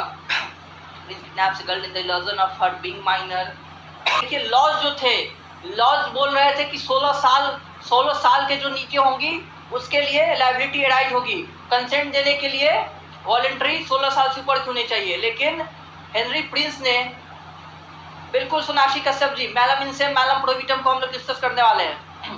तो इस केस का फैक्ट सही है कि हेनरी प्रिंस ने जिस लड़की को ले गया उसकी उम्र थी 14 ईयर्स और उसने बोला कि मुझे लगा था 18 ईयर्स एज है। और लॉज बोलती थी कि अगर 16 ईयर के नीचे कोई अगर ले जाया जा रहा है तो किडनैपिंग के चार्ज लग जाएंगे। वो कंसेंट देने के लिए कैपेबल नहीं है। ठीक है, इंडियन लॉज के अकॉर्डिंग कितने साल के नीचे के लिए, कितने साल से कंसेंट देने के लिए कैपेबल हो जाएगी गर्ल्स?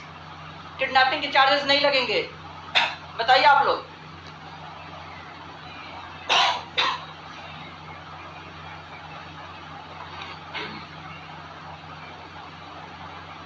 देखिए सभी लोग सही लिख रहे हैं। बिल्कुल बिल्कुल, सभी ने 18 लिखा और 18 सही है।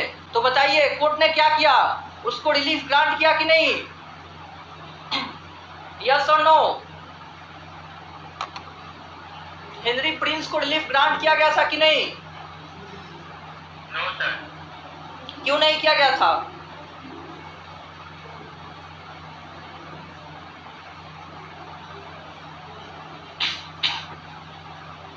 कोई अब एग्जैक्ट रीजन बताए कि क्यों उन्हें नहीं ग्रांट किया गया था? Even if he had believe. Okay Aryan ji बोलिए। मिस्टेक ऑफ फैक्ट को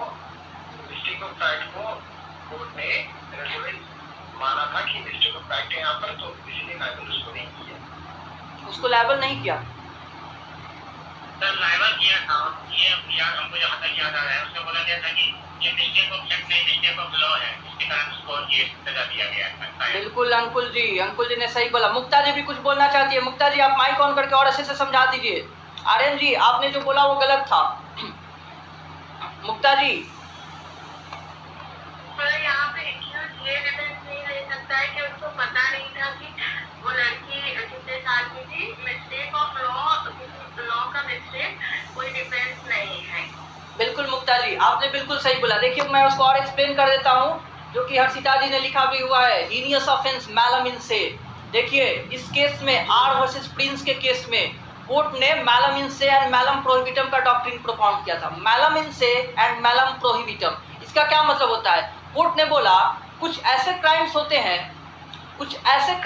हैं जो कि बहुत गलत होते हैं, इंट्रिंसिकली रॉन्ग होते हैं, वो इन इटसेल्फ बहुत गलत होते हैं। वही ऑफेंस मैलम इन से ऑफेंस होते हैं। और मैलम प्रोहिबिटम वो होते हैं जिनको स्टैट्यूट से प्रोहिबिट किया गया है स्टैट्यूट। लेकिन मैलम इन से जो ऑफेंसेज हैं वो कोर्ट ने बोला they are intrinsically wrong, they are very wrong and heinous in itself, and in those cases mens rea के रिक्वायरमेंट जो है वो जरूरी नहीं है। ऐसे केसेस में बिना मेंस रिया के भी पनिशमेंट दी जा सकती है। आईसी मिश्रा जी ने लिखा केस ऑफ मैलम इनसे दैट्स व्हाई कन्विक्टेड।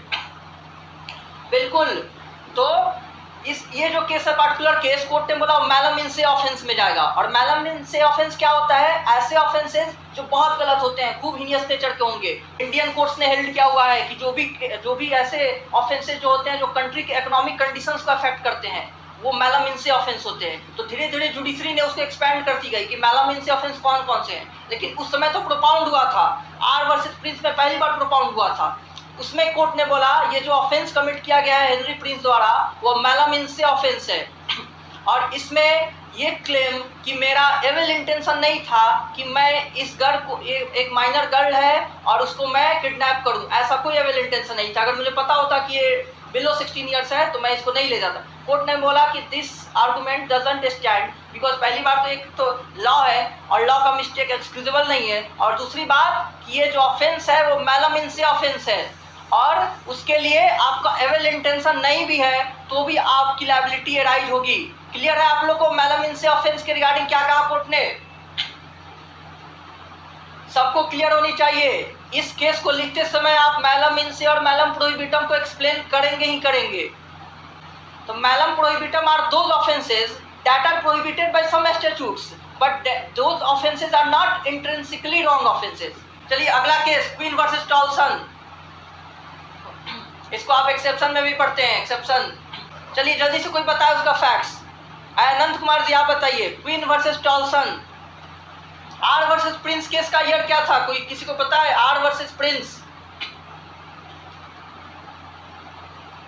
कोई बात नहीं अनंत कुमार जी। सांभवी मिश्रा जी बिल्कुल सही, बाइगेमी रिलेटेड 1875 में था आर वर्सेस प्रिंस और क्वीन वर्सेस टॉल्सन 1889 1889 का केस है। बाइगेमी का केस बिल्कुल। हर्षिता दीक्षित जी आपको इस केस का फैक्ट्स पता है? इस केस के फैक्ट्स पे मैं इसलिए जोर दे रहा हूं कि इन केस के फैक्ट्स इंपॉर्टेंट है। बहुत सारे केसेस होते हैं जिनके फैक्ट्स इंपॉर्टेंट नहीं होते, उसका बस हम लोग जजमेंट पढ़ लेंगे। लेकिन ये सब बहुत बेसिक केसेस हैं, इनके फर्दरेंस में ही पूरा लॉ डेवलप हुआ है। Mistake of fact, mistake of laws और मेंस लिया के लॉज पूरे इन्हीं केसेस के फर्दरेंस में डेवलप हुआ है। इनके फैक्ट जानना जरूरी है। Queen versus Tolson, Richa Roy ji. जी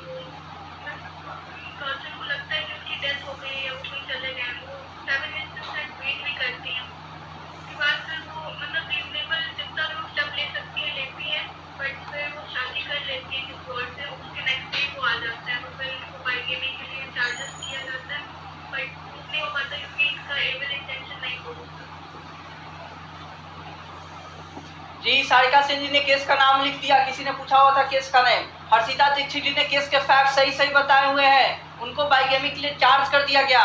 देखिए उन्होंने ऐसा प्रिज्यूम किया था और बस प्रिज्यूम ही नहीं किया हुआ था, उनने कई सारे एफर्ट्स डाले थे। उन्होंने अपने तरफ से एफर्ट्स डाले ढूंढने के लिए। किसको ढूंढने के लिए? अपने हस्बैंड को ढूंढने के लिए। बट उनको खबर मिली, उनको बताए उनके हस्बैंड के फैमिली वालों ने कि जिस शिप पे थे वो पूरी की पूरी शिप जो है वो डूब गई थी और जितने भी पर्सन थे ऑन बोर्ड, मतलब उस शिप पे जितने भी लोग थे वो सारे के सारे डेथ हो गई थी उनकी। ये उनको बताया गया था। तो उन्होंने कोशिश की थी ढूंढने की, लेकिन उनको पता चल गया बाद में कि उस शिप का वो डूब गया और सभी लोग डेथ हो गए। उसके उन्होंने प्रयास भी किया था ढूंढने का और बाद में उन्होंने जब उन्होंने मान लिया कंप्लीटली कि उनके हस्बैंड लौट के नहीं आएंगे तब उन्होंने मैरिज किया। और सेकेंड मैरिज जब इंटर किया उसके बाद उनके हस्बैंड आ जाते हैं और उन पे केस फाइल कर देते हैं बाइगेमी की। बाइगेमी का मतलब during the life time of spouse second marriage में इंटर करना। बताइए आईपीसी के अंडर कौन से सेक्शन में बाइगेमी थी? जल्दी से कोई बताए।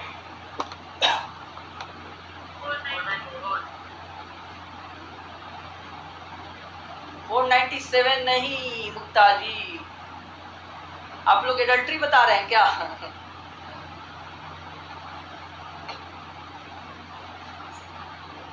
बिल्कुल हर्षिता दीक्षित जी, शिवम वत्स जी और विक्की जी, प्रीति पांडे जी, इन्होंने सही बताया हुआ है। मैंने बाइगेमी पूछा हुआ था। ओके बिल्कुल सांभवी जी, कोई बात नहीं कोई बात नहीं। तो बाइगेमी का ऑफेंस आप सभी जानते हैं। तो इन पे चार्ज जब लगा तो इन्होंने कंटेंट किया कि इनको ये इन्होंने प्रिज्यूम ही नहीं बल्कि कई सारे स्टेप्स लिए ढूंढने के लिए, और इनका कोई एविल इंटेंशन नहीं था क्राइम कमिट करने का। कोर्ट ने इस कंटेंशंस को मान लिया। कोर्ट ने बोला विदाउट एविल इंटेंशन जो है वो पनिशेबल नहीं होती है, तो इसीलिए उनको डिफेंस दे दिया गया। इसको माना गया मिस्टेक ऑफ फैक्ट, ठीक है, मिस्टेक ऑफ फैक्ट माना गया, मिस्टेक ऑफ लॉ नहीं। और मिस्टेक ऑफ फैक्ट जो है वो एक्सक्यूजेबल होता है या नहीं होता है? इग्नोरेंसिया फैक्टी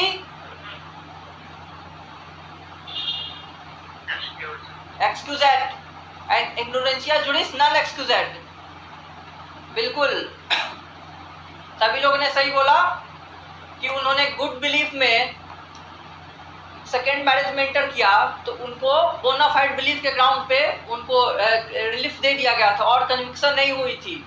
इंडिया में भी इस केस की रेफरेंस दी जाती है जजमेंट्स में, मिस्टेक ऑफ फैक्ट और मिस्टेक ऑफ लॉ से रिलेटेड केस हो या मेंस या से रिलेटेड केस हो। चलिए अगला case, state of Maharashtra versus MS George. इसका फैक्ट जल्दी से कोई बताइए। ये इंडिया का बहुत लैंडमार्क जजमेंट है, सभी लोगों ने पढ़ा होगा। State of Maharashtra versus MS George, it is very landmark judgment in Indian context.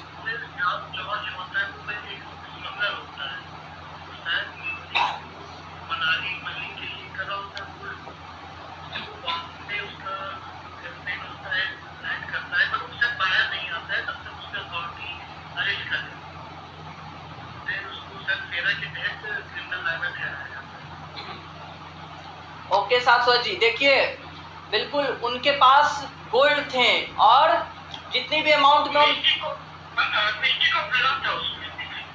Mistake of law माना गया, बिल्कुल, और मैलामिन ऑफेंस माना गया।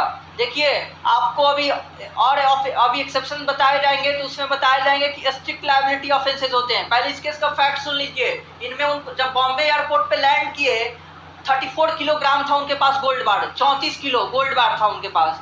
तो ये जो भी इतने अगर गोल्ड बार ले जाने के लिए उनको परमिशंस लेने पड़ते, बट उन्होंने परमिशंस नहीं लिए हुए थे इतने अमाउंट का गोल्ड ले जाने के लिए। उनको गिरफ्तार कर लिया जाता है तो इन्होंने क्लेम किया कि लॉ में चेंज जो आए हैं उनको पता नहीं था, लॉ में चेंज किए गए थे और इन्होंने क्लेम किया इन्हें पता ही नहीं था। तो कोर्ट ने बोला कि लॉ का ना पता होना ये मिस्टेक ऑफ लॉ है और it is not excusable at all. और दूसरी बात, बिल्कुल Sonakshi Kashyap ji, ignorance of law has no excuse. और दूसरी बात इसमें यह भी बोला गया कि ये जो ऑफेंसेस है अगेंस्ट किसके अगेंस्ट है? कंट्री के इकोनॉमिक कंडीशंस के अगेंस्ट, यानी इकोनॉमिक ऑफेंसेस है। इकोनॉमिक ऑफेंसेस का मतलब होता है ऐसी ऑफेंस जिससे किसी देश का इकोनॉमिक जो स्टेटस है वो अफेक्ट हो। तो ये जो ऑफेंस है ऐसे ही ऑफेंस मानी गई और कोर्ट ने बोला such offences are mala in offences and strict liability offences. That's why यहाँ पे आपका एविल इंटेंशन भी जरूरी नहीं है। तो एमएस जॉर्ज ने जो क्लेम किया कि इनका कोई एविल इंटेंशन नहीं था कि ये क्राइम कमिट करे, अगर उनको पता होता कि ये लॉज बदल दिए गए हैं और इतने गोल्ड लाने के लिए परमिशन लेने की जरूरत है तो हम परमिशन लेके ही आगे आते, परमिशन लेके ही आते। मेरा एविल इंटेंशन नहीं था, लेकिन कोर्ट ने इस कंटेंशन को भी नहीं माना, बोला कि भले ही आपका एविल इंटेंशन नहीं होगा लेकिन ये मैलामिन से ऑफेंसेस है, ये स्ट्रिक्ट लायबिलिटी ऑफेंसेस है और यहाँ पे आपका एविल इंटेंशन ना होना भी आपको लायबल ठहराता है क्योंकि आपने मिस्टेक ऑफ लॉ किया है और एक मैलामिन से ऑफेंस का मिस्टेक ऑफ लॉ किया है। समझ में आया आप लोगों को?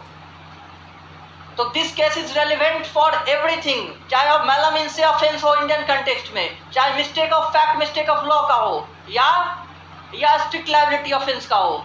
किसी चीज से रिलेटेड अगर आपको टॉपिक पे लिखना हो तो MS state of Maharashtra versus MS George, उसके बिना आप आंसर नहीं लिख सकते हैं। इसलिए ये बहुत ही लैंडमार्क केस है, इसको आपको बिल्कुल भी याद रखना होगा, ठीक है?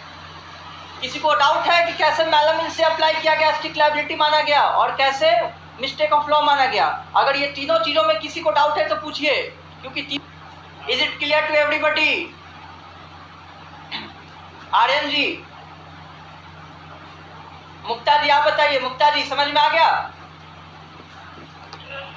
इन्हीं केस के फर्दरेंस में बहुत पूरी की पूरी लॉज डेवलप हुई है, इसलिए इन केस का क्लियर होना बहुत जरूरी है। और दूसरी बात, ये वो केस है जो कि कहीं भी पूछ लिए जाते हैं, ये केसेस इंटरव्यू में भी पूछ लिए जा सकते हैं क्योंकि ये बहुत पॉपुलर केसेस हैं और एग्जाम्स में तो लिखना ही पड़ेगा अगर क्वेश्चंस आए। चलिए हम लोग अगले एलिमेंट पर आते हैं। अगले एलिमेंट जो कि है एक्टस रियस।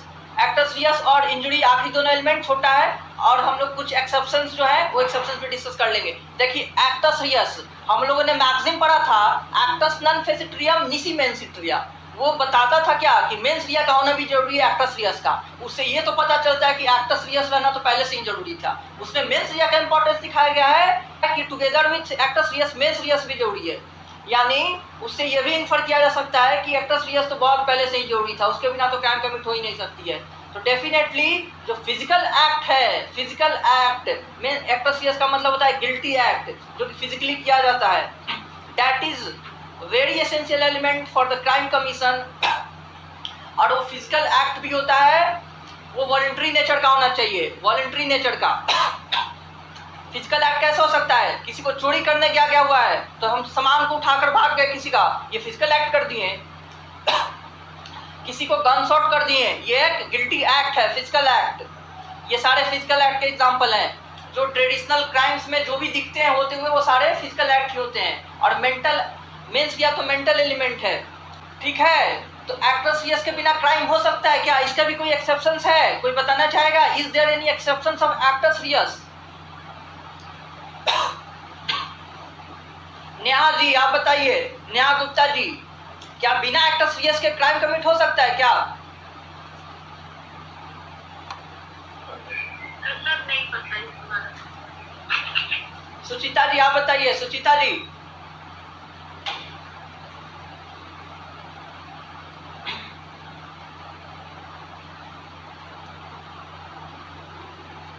कल्पना वाइज जी आप बताइए, can a crime be committed without actus Reis?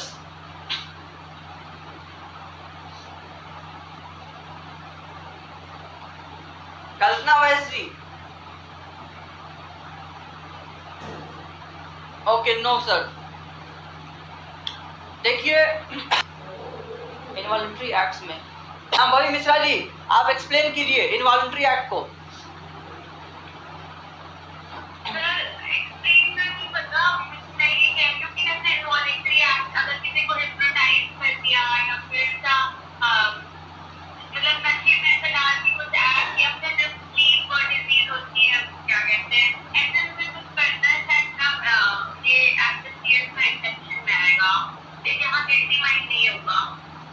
Guilty mind नहीं होगा तो ये एक्टस रियस के एक्सेप्शन में जाएगा।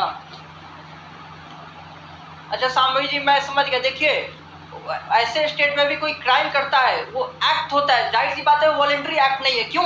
क्योंकि उसका मेंटल एविल इंटेंशन नहीं था, तो वो वहां पे उसका ओमिशन हो गया एविल इंटेंशन का। बट एक्टस रियस तो वो भी कर रहा है, तो उसमें लायबिलिटी राइज नहीं होगी due to absence of mens rea, ठीक है। नेसेसिटी में क्या होता है? एक्सेस तो होता है लेकिन उसमें पनिशमेंट कम होता है। मेंस रिया एब्सेंट होगा वहाँ, बिल्कुल ऐसे मिश्रा जी वहाँ मेंस रिया एब्सेंट है। टीके टुबे जी ने बोला क्या कि नेसेसिटी में, नेसेसिटी देखिए वो एक एक्सेप्शन में डाला हुआ है, एक्सेप्शन में डाला हुआ है, वहाँ भी एक्टस रियस होता है, नॉलेज के साथ होता है। नेसेसिटी में विद द नॉलेज पता होता है कि हम इसके कंसिक्वेंस क्या होने वाला है, फिर भी इंसान वो काम करता है। लेकिन वहाँ पे लायबिलिटी से एग्जम्पशन देने का मेन पर्पस ये है क्योंकि वो बिगर हार्म को बचाने के लिए शॉर्टर हार्म कॉज किया जा रहा है। To prevent bigger harms the person has caused some smaller harm, इस ग्राउंड पे वहाँ पे एग्जम्पशन दिया जाता है। वहाँ भी एक्टस रियस होता है, वहाँ भी मेंस रिया रहता है, ठीक है। वहाँ एग्जम्पशन का जो रीजन है वो कम्प्लीटली डिफरेंट है, ठीक है दुबे जी। देखिए as an general rule actus reus होना जरूरी है ही है, उसके बिना क्राइम कमिट नहीं हो सकता है। क्योंकि एक इसका एक्सेप्शन आता है वाइकेरियस लायबिलिटी का आता है, तो ये एक अच्छा इसका एक्सेप्शन कोट किया जाता है एक्टस रियस का। मान लीजिए कोई प्रिंसिपल है और उसका जो एजेंट है या नौकर है, मास्टर का सर्वेंट जो एजेंट है, वो कोई क्राइम कमिट करता है। अगर मान लीजिए कोई कंपनी का सर्वेंट है, वो कोई इन्वायरमेंटल ऑफेंस कमिट कर देता है, इन्वायरमेंटल ऑफेंस, आपको पता है ना इन्वायरमेंटल ऑफेंस के लिए क्रिमिनल लायबिलिटी भी राइज होती है। इन्वायरमेंटल ऑफेंस के लिए क्रिमिनल लायबिलिटी भी राइज होती है। बड़े बड़े इन्वायरमेंटल ऑफेंसेस पढ़ने हैं इन्वायरमेंटल लॉ में। तो मान लीजिए उस किसी एजेंट ने किया हुआ है, किसी प्रिंसिपल ने डायरेक्ट नहीं किया, एजेंट ने किया हुआ है, लेकिन थ्रू वाइकेरियस लायबिलिटी, लायबिलिटी किस पे जाएगी? प्रिंसिपल पे भी जाएगी। भले ही वहाँ प्रिंसिपल ने कुछ एक्ट ऑफ सीरियस डायरेक्ट नहीं किया हुआ था, principal had not done any direct act, any act physically, but even then he would be liable for the acts committed by his agent. तो ये एक दो और एक्सेप्शन पढ़े जाते हैं। अच्छा, सबसे पहले ये मुझे क्लैरिफाई कर देने दीजिए, जो एक्ट ऑफ सीरियस होते हैं उसमें बस एक्ट ही नहीं, ओमिशन भी इंक्लूडेड है। Act includes omission. Is there any doubt on this? जो फिजिकल एक्ट है दैट इंक्लूड्स ओमिशन। अगर आपकी लीगल ड्यूटी थी कुछ करना और आप ना किए तो आपने एक्ट ऑफ सीरियस किया है और उसके लिए आपकी लायबिलिटी बनेगी। सांभवी मिश्रा जी, एक्ट में ओमिशन शामिल होता है या नहीं होता है?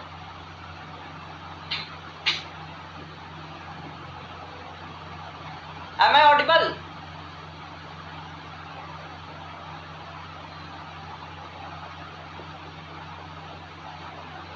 Am I not audible to any of you?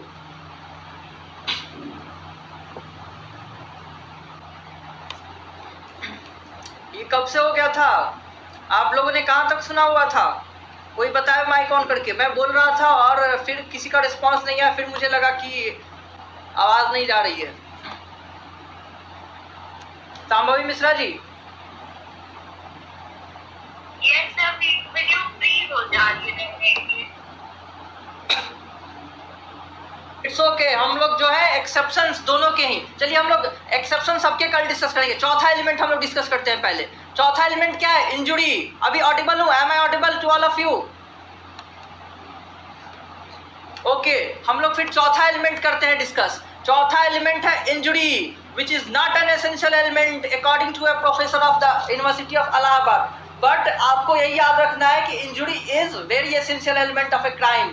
और आप बताइए सबसे पहले कि इंजुरी को आईपीसी में कहाँ डिफाइन किया गया हुआ था? Third element was actus reus. Yes Agarwal ji, third element was actus reus. और उस एक्ट ऑफ सीरियस को मैंने एक्सप्लेन किया कि एक्ट ऑफ सीरियस बस वो फिजिकल एक्ट है जिसमें एक्ट ओमिशन दोनों आता है। उसके एक्सेप्शंस और मेंस रिया के एक्सेप्शंस हम लोग आगे के क्लास में डिस्कस करेंगे, ठीक है? अब हम लोग ओके यस अग्रवाल जी, हम लोग चौथे एलिमेंट को डिस्कस कर रहे हैं, दैट इज इंजुरी। इंजुरी का क्या मतलब होता है? किसी को हार्म होना चाहिए। अगर इंसान ने कोई जो पहला एलिमेंट था ह्यूमन बीइंग, अगर उसने कुछ क्राइम कमिट किया हुआ है, रॉन्गफुल एक्ट किया हुआ है विथ मेंस रिया, तो there must be some harm to someone, there must be some injury to someone. और आप लोगों ने जैसा कि लिखा है कि सेक्शन 44 ऑफ आईपीसी में इंजुरी डिफाइन था, और बीएनएस में न्या गुप्ता जी ने लिखा है 214 लिखा हुआ है। न्या गुप्ता जी, सेक्शन 14 में डिफाइंड है क्या कि 214 में 2 क्लॉज 14? कौशिकी सिंह लिख रही है 213। देखिए 2 क्लॉज 14 में डिफाइंड है इंजुरी, 13 में नहीं, 2 क्लॉज 14। विक्की जी और सोनाक्षी कश्यप जी, 2 clause 14 of BNS defines injury. Okay, बिल्कुल। तो इंजुरी जो होती है वो किस किस चीज को हो सकती है? इंजुरी 4 चीजों के लिए हो सकती है। या तो बॉडी की इंजुरी हो सकती है, माइंड की इंजुरी हो सकती है, रेपुटेशन की इंजुरी हो सकती है, या प्रॉपर्टी की इंजुरी हो सकती है। इन चारों में किसी चीज की इंजुरी होगी तो बीएनएस के अंदर इंजुरी मानी जाएगी, and that injury is an essential element of crime. तो जरूरी नहीं है कि वो फिजिकल इंजुरी हो सकता है वो इमोशनल इंजुरी हो, माइंड के लिए हो सकता है वो रेपुटेशनल हो, डिफेमेशन, प्रॉपर्टी का इंजुरी हो, थेफ्ट कमिट हुआ हो, एक्सटॉर्शन कमिट हुआ हो, रॉबरी कमिट हुआ हो, डकैती कमिट हुआ हो, बॉडली इंजुरी हो, हर्ट किया गया हो, ग्रीवियस हर्ट किया गया हो, किडनैपिंग किया गया हो, मर्डर किया गया हो, ये सब बॉडली इंजुरी है। चलिए कोई मेंटल इंजुरी का एग्जांपल दीजिए, मेंटल इंजुरी का एग्जांपल दीजिए कोई।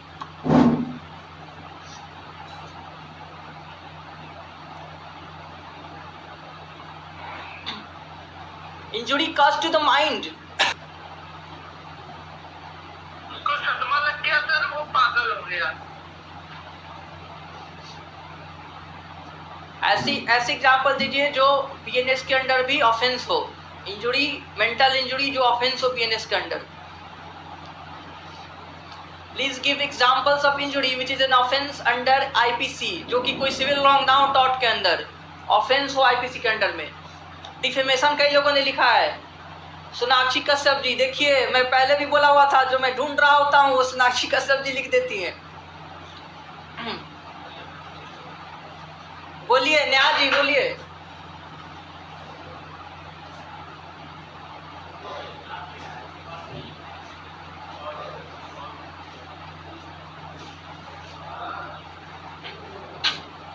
नेहा जी आप कुछ बोलना चाहती थी? नेहा जी बोलिए। नहीं सर, वो गलती से हो गया। ओके, ऋचा रॉय जी ने लिखे मेंटल क्रुएल्टी, बिल्कुल, ह्यूमिलिएशन, क्रुएल्टी, डिफेमेशन। मुक्ता जी भी डिफेमेशन लिखना चाहती होंगी, डेफिनेशन लिखा गया गलती से।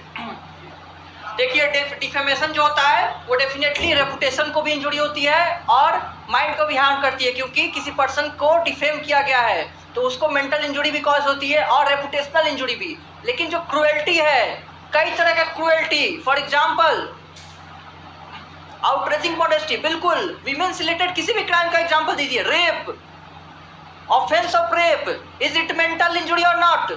यस और no? Offence of rape caused mental injury और not? Definitely, most definitely offence of rape cause mental injury.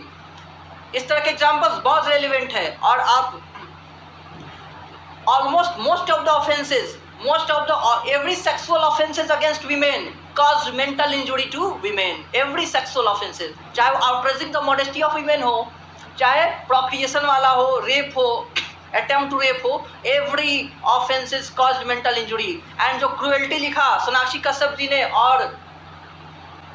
और लिखा था किसी ने, ऋचा रॉय जी ने, ये भी देखिए हम लोग क्रुएल्टी कई जगह पढ़ते हैं। एक मेंटल क्रुएल्टी वीमेन को की जाती है, आप 498 पढ़ते थे आईपीसी का, जिसमें था cruelty caused by the husband and the relative of husband. वहाँ cruelty includes mental cruelty. Cruelty जो थी वो कई तरह के चीज़ें से हो सकती थी, चाहे वो फिजिकल क्रुएल्टी हो, मेंटल क्रुएल्टी हो, इमोशनल क्रुएल्टी हो, सेक्सुअल क्रुएल्टी हो। जी उमा जायसवाल जी।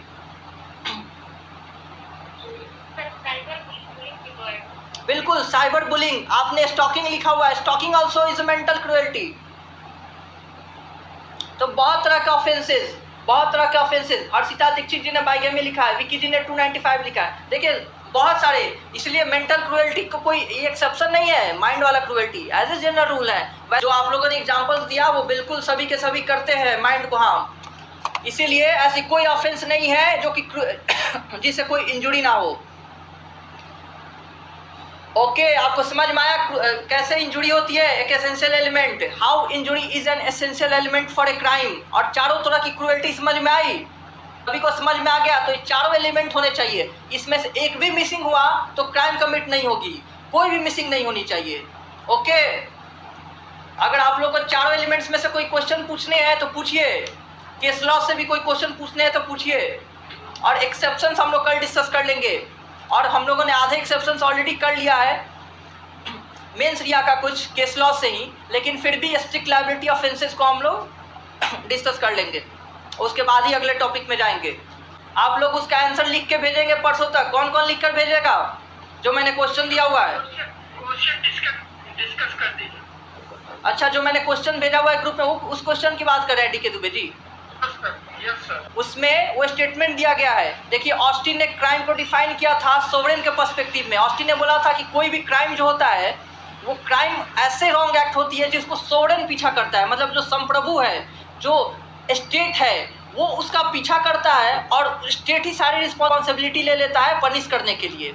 और वो सिविल रॉन्ग्स में जो है वो ऐसा नहीं होता है। सिविल रॉन्ग्स में पार्टीज को खुद से ही जाना पड़ता है कोर्ट और खुद के ही लॉयर रख करके अपनी राइट्स क्लेम करनी होती है। आपको वही एक्सप्लेन करनी है उस डेफिनेशन से कंटेक्स्ट में।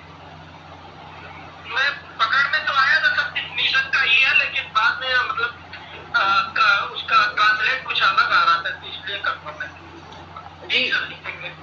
ओके ओके ओके, तो वो ऑस्टिन का डेफिनेशन है डीके दुबे जी, ठीक है? वो तो पता चलता था, ऑस्टिन ने ही सब प्रमुख। ओके डीके दुबे जी, आप अपना माइक म्यूट कर लीजिए, बाकी लोग को डिस्टर्बेंस हो रही थी। ओके, वो जो क्वेश्चन है वो एक डेफिनेशन का पार्ट है, आप थोड़ा बहुत और स्टडी कर सकते हैं, लेकिन आप जब आंसर लिखिएगा उस समय आप किसी चीज़ का हेल्प ना लीजिएगा प्लीज़, जैसे कि गूगल का हेल्प या किसी और चीज़ का। आप अपने शब्दों में लिखने का प्रयास कीजिएगा, जिससे पता चले कि आप कैसा आंसर लिखते हैं। आप किसी अदर सोर्सेज का हेल्प ना लीजिएगा, जैसे कि बुक हो गया, नोट्स हो गया या कुछ और। उमा जी बोलिए।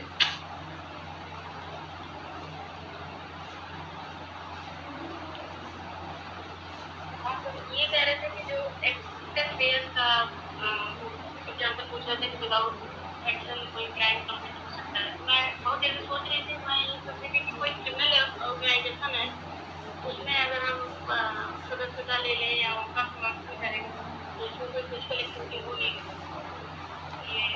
ये आ सकता है। यहाँ पे आपको joining the that criminal organisation is itself the act serious. Okay Uma ji, आपका पहले इंटेंशन था कि मुझे ज्वाइन करनी है, वो मेन सरिया हो गया। और दूसरी बात, जो आप जब आप ज्वाइन करेंगी that is the act serious आपका, ठीक है। ओके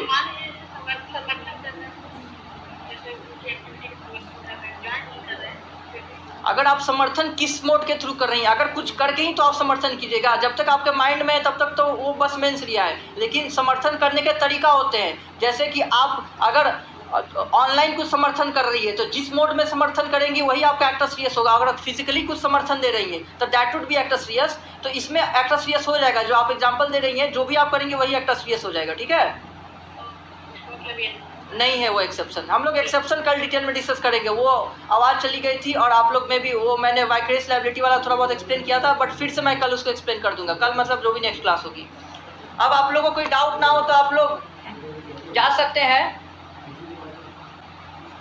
आप लोग जिसको जैसा लग रहा है वैसा लिखिएगा, मैं देख करके बताऊंगा।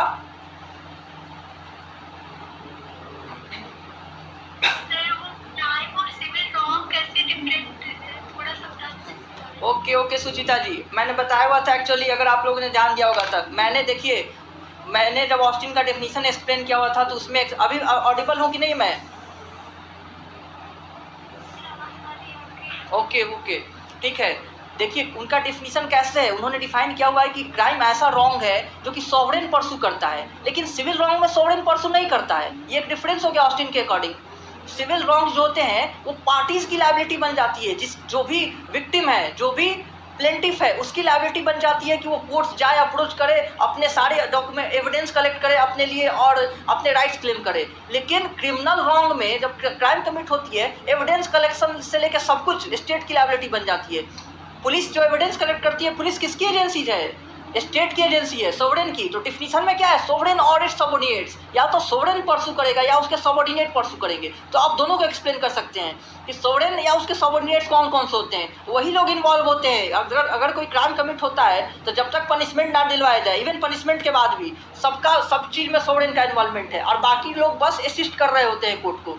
लेकिन contrary to this, civil wrong में सब कुछ पार्टीज को कैरी ऑन करना होता है। डिफेंडेंट को और प्लेंटिव को अपनी अपनी बातों को सबको अपनी ही रखनी है, सब कुछ खुद से करना है। स्टेट हेल्प नहीं करेगी कि आप अपने लिए एविडेंस कलेक्ट कीजिए, लेकिन क्रिमिनल रॉन्ग में स्टेट हेल्प करती है, स्टेट ही सब कुछ करती है, पार्टीज को बस हेल्प करना है। चाहे वो एविडेंस कलेक्शन हो, चाहे प्रोसिक्यूशन हो, चाहे कोर्ट का प्रोसीजर हो, और पनिशमेंट।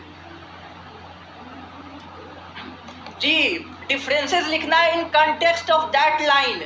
सोनाक्षी कश्यप जी, आपको डिफरेंसेस लिखना है between civil wrong and criminal law in context of the definition of Austin. That's why मैंने वही लिखा है कि आप लोग जी बोलिए, क्या बोलना चाहती है? नहीं सर, वही बोल रही हूँ। ओके ऐसा नहीं कि आप सीधा सिविल रॉन्ग और क्रिमिनल लॉ में डिफरेंस लिखने लगे, जो डिफरेंसेस पता है और उसमें ऑस्टिन का वो जो लाइन्स है उसका कोई रेलेवेंस ना हो, तो उनको रेलेवेंस देते हुए उनके फर्दरेंस में आपको लग रहा है कि कैसे सिविल रॉन्ग क्रिमिनल रॉन्ग से अलग है। अभी मैंने आपको एक्सप्लेन भी किया कैसे अलग है। ऑस्टिन के डिफिनीशंस को अगर पढ़ा जाए तो कैसे सिविल रॉन्ग अलग है उससे, क्रिमिनल रॉन्ग से, ठीक है। तो ऐसे ही आपको एक्सप्लेन करना है। और वो मैंने शॉर्ट आंसर लिखने को दिया आपको, 2 पेज के अंदर में उसको लिख देने हैं। आप 100 वर्ड्स 150 वर्ड्स में भी लिख सकते हैं, जरूरी नहीं है 200 वर्ड्स, विदिन 200 वर्ड्स आप लोग लिखिएगा। और जिसको जैसा लग रहा है वो लिख करके भेजे, उसके बाद मैं बताऊंगा। हर्षिता जी आप समझ गई? और कोई डाउट है उसके रिगार्डिंग? आप लोग कल परसों कभी भी लिख करके भेज दीजिएगा, और बस उस मेल पे ही भेजिएगा, व्हाट्सएप नहीं, उस मेल पे। कल क्लास चलेगी क्या? कल संडे है ना, नहीं चलेगी कल क्लास। इट्स ओके, आप लोग लीव कर दीजिए, आप लोग लीव कर दीजिए।